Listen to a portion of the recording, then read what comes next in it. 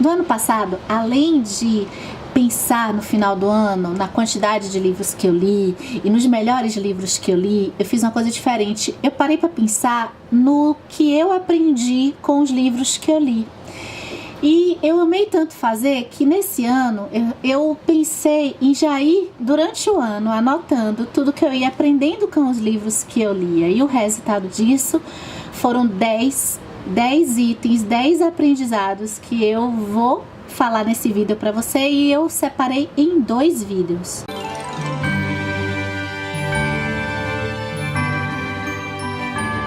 Primeiro aprendizado, eu até gravei vídeo para falar dele aqui no canal, é o uso da linguagem como amadurecimento do protagonista.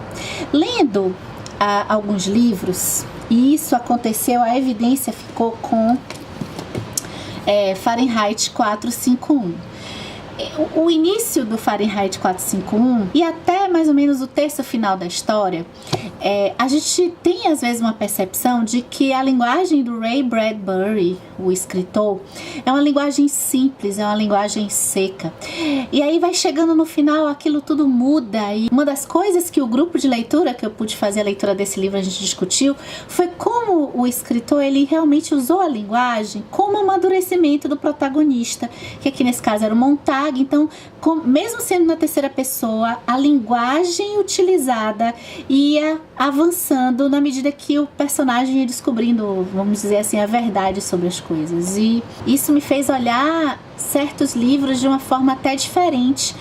Perceber que muitas vezes até a gente só vai saber realmente se aquele estilo foi utilizado como até um recurso para uma percepção nossa no final. Eu sempre pensei no gênero da ficção científica como um gênero que trazia um princípio científico e falava sempre no futuro.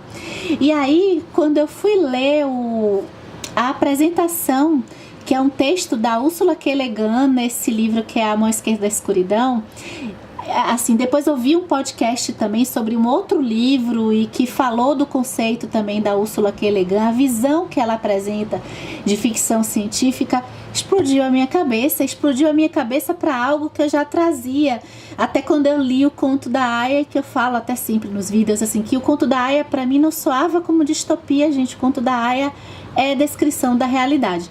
Olha aqui a Ursula K. Le Guin, inclusive se tiver na internet, vocês podem ler só a apresentação desse livro aqui, que é o texto da Úrsula, que ela define a ficção científica como algo que não, o escritor, ele não está prevendo uma coisa no futuro, não, ele está escrevendo num gênero de fantasia algo real, algo que realmente está acontecendo hoje. Aí foi outro aprendizado para mim, porque pensando nas ficções científicas que eu já li, toda ficção científica tem um propósito, não é somente assim uma jornada de aventura, ela tem um propósito e faz muito sentido com a descrição da Úrsula aqui. Esse aprendizado número 3, na verdade eu até já sabia, mas eu não sabia conceitualmente. Olha que essa menina, Aline Aimee, ela tem um canal aqui no YouTube, eu aprendo muito com a Aline. Ela me fala desse conceito do realismo mágico, que é um conceito assim, de tipo de gênero literário que traz um estilo de colocar um elemento fantástico numa história real. E aí quando eu descubro esse elemento, eu fiquei assim, puxa, mas essas histórias devem ser muito boas. E eu não me lembrei de ter lido Realismo Mágico até me deparar com o Duplo do Dostoiévski, que aí eu comecei a ler o Duplo já sabendo que estava dentro desse estilo de realismo mágico. Fiquei com vontade de ler outras coisas nesse estilo. Então, por exemplo, As Intermitências da Morte do Saramago, ele coloca, por exemplo, um elemento mágico. Aqui vamos explicar, né? O Duplo, ele coloca um elemento mágico numa situação real que o nosso protagonista, ele se depara com um cara igual a ele, exatamente igual a ele, com o mesmo nome e tudo. As Intermitências da Morte do José Saramago é um livro que eu quero ler, tava até na minha... Por isso que eu não posso fazer meta. Tava nas minhas metas de 2018 e eu não li. Eu só coloquei 5 livros para meta de 2018 e eu só li 2, mas passa. E então as intermitências da morte coloca numa situação real se as pessoas parassem de morrer, o que ia acontecer com o mundo. Outro ensaio sobre a cegueira também, do José Saramago. Se tivesse o elemento mágico, se tivesse uma doença que é uma cegueira branca e todo mundo começasse a se contaminar, como é que a sociedade atual iria se comportar? E eu amei conhecer esse estilo. O meu aprendizado número 3 foi uma coisa que eu comecei a perceber ano passado e esse ano se consolidou.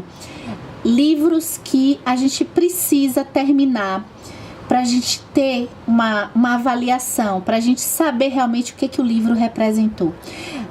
Acho que eu tiro muito isso, sei lá, Moby Dick tem um trecho que fala muito essa questão de ir ao mar e ver a terra, né, o lugar que se saiu para ir ao mar de perto e ter a visão de longe, né? Como que às vezes a visão de longe faz a gente perceber algumas coisas. Então eu li o Orlando da Virginia Woolf, por exemplo, e foi uma leitura árdua, porque foi uma leitura que exigiu de mim, pelo tema e pelo jeito que a Virginia Woolf escreve, e também pelo fato de ser uma leitora comum, uma leitora que não está tão acostumada a ler esses livros mais difíceis.